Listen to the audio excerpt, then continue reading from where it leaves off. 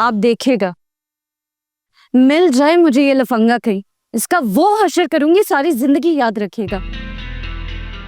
इसकी वजह से जो बेइज्जती और शर्मिंदगी मुझे इन लड़कियों के सामने उठानी पड़ी है, मैं जिंदगी भर याद रखूंगी। और साकिर, वो मुझसे इतना नाराज हो रहे थे। साकिब की तो खैर है, वो तो कुछ दिनों में ठीक हो जाएगा। अगर वो राज हमारा लफंगा उस पर एतबार करके, तो हमने अपनी इज्जत गंवा ली। मैं अपनी इज्जत करवाना जानती हूँ मॉम। देख लो जल्दबाजी का नतीजा। अब जो भी करना है सोच समझ कर करना। तुझे सोच सोच कर परेशान कि ज़ारून से क्या कहूंगी। अगर आप और बाबा उसे इजाजत न दें तो वो कभी अपनी मर्जी नहीं करेगा। इसकी शादी करवा दें जल्द से जल्द। सर का दर्द बन गया ये लड़का मेरे लिए। अच्छा चले, मैं अकबर को बुलाती हूँ, मैं घर जाना है। Mom please wait. पता नहीं साकिब आएंगे घर, क्या कहेंगे। थोड़ी देर वेट करने रुक जाए आप। ठीक है। और बेटा तुम ज़रूरत से ज़्यादा परेशान मत हो। तो अपनी हालत तो देखो, बच्चे के लिए सही नहीं है ये सब।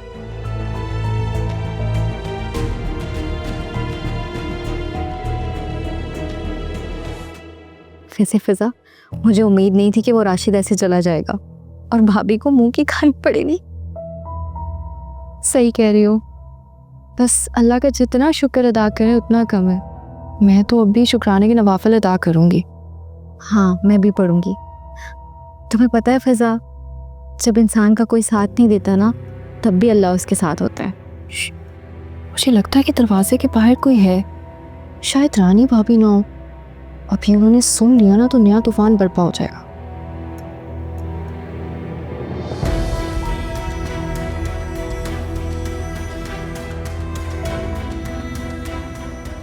खुशियाँ मनाई जा रही हैं यहाँ पे राशिद के जाने पे। मनाओ जश्न, खूब जश्न मनाओ दोनों। नहीं भाभी, हम तो खाना खाने जा रही थी, सुबह से कुछ खाया नहीं। हाँ खाओ भाई, जी भर के खाना खाओ। मुफ्त का खाना तो वैसे ही बहुत अच्छा लगता है। और अपनी इस बहन का मुंह मीठा करवाओ, कुछ मीठा खिलाओ इसे। इसका बार चल गया है इस बार, लेकिन हर बार नहीं चलेगा। जेवर लाके दो मुझे। तुम दोनों पे तो जरा एतबार नहीं कर सकती मैं अब। वो पड़े हैं आपके जेवरात, ले ले, हमें नहीं चाहिए।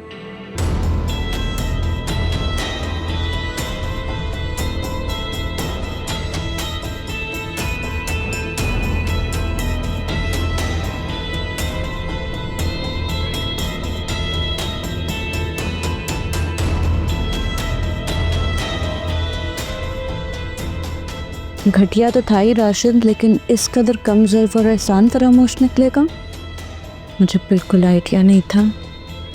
इसकी वजह से मेरी सारी की सारी प्लानिंग बर्बाद हो गई है। मुझे मिले सही दोबारा।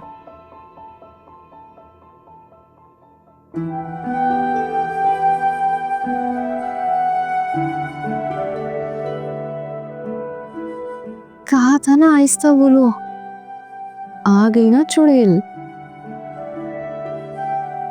कितनी बार इस तकलीफ से गुजरोगी? बार बार टूटने से इंसान बिखर जाता है। यहाँ आके बैठो। देखो, अल्लाह हमारे साथ है।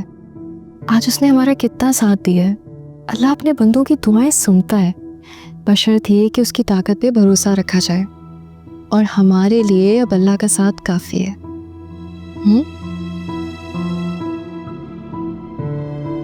चलो अब जश्न मनाया जाए, चल के खाना शाना खाते हैं। रानी की हार का जश्न भी तो मनाना है। हाँ चलो चलो।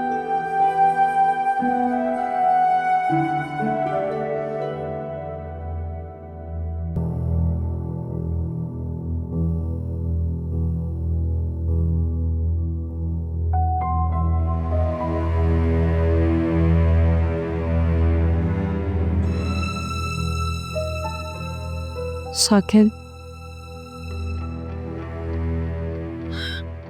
साकिब प्लीज मेरी बात तो सुन। रानी बस, मैं बहुत थका हूं, मुझे अभी कोई बात नहीं करनी।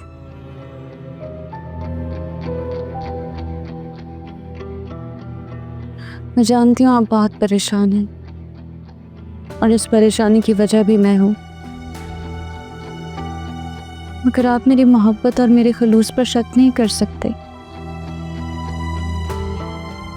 जो कुछ भी हुआ वो मेरे लिए भी उतना ही तकलीफ थे जितना आपके लिए।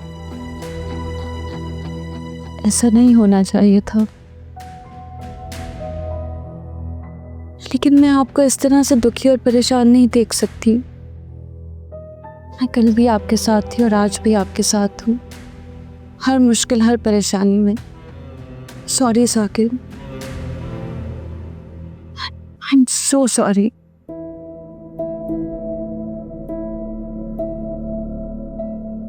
मैं आपके हर दुख तकलीफ हर परेशानी को अपना समझती, इसीलिए आपको इन झंझटों से निकालने के लिए सारा बोझ खुद उठा लेती हूँ।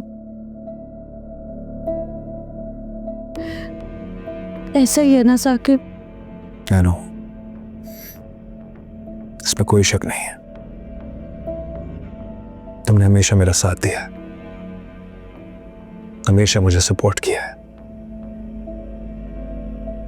लेकिन एक सवाल मैं तुमसे पूछता हूं, जब तुम जानती थी कि राशिद इतना घटिया आदमी है,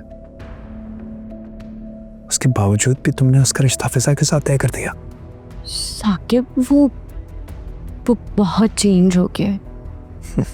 पहले से बहुत बदल गया है वो।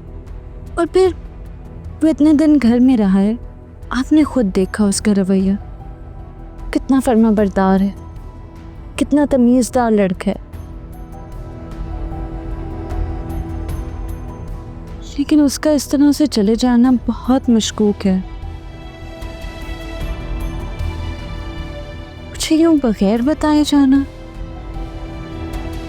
ये कोई मामूली बात नहीं है।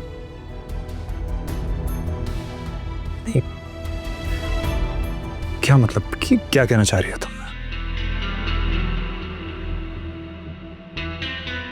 साकिब आज नहीं तो कल ये बात जरूर खुल जाएगी। उसे यकीनन फिजा ने कुछ ना कुछ कहा है जिसकी वजह से वो इस तरह से भाग गए, वरना वो मुझे बगैर बताए जाए, ऐसा हो ही नहीं सकता। वह शादी से बहुत खुश था, अपनी मर्जी से शादी कर रहा था। फिर आप खुद सोचे, अचानक क्यों गायब होगा वो? ठीक है,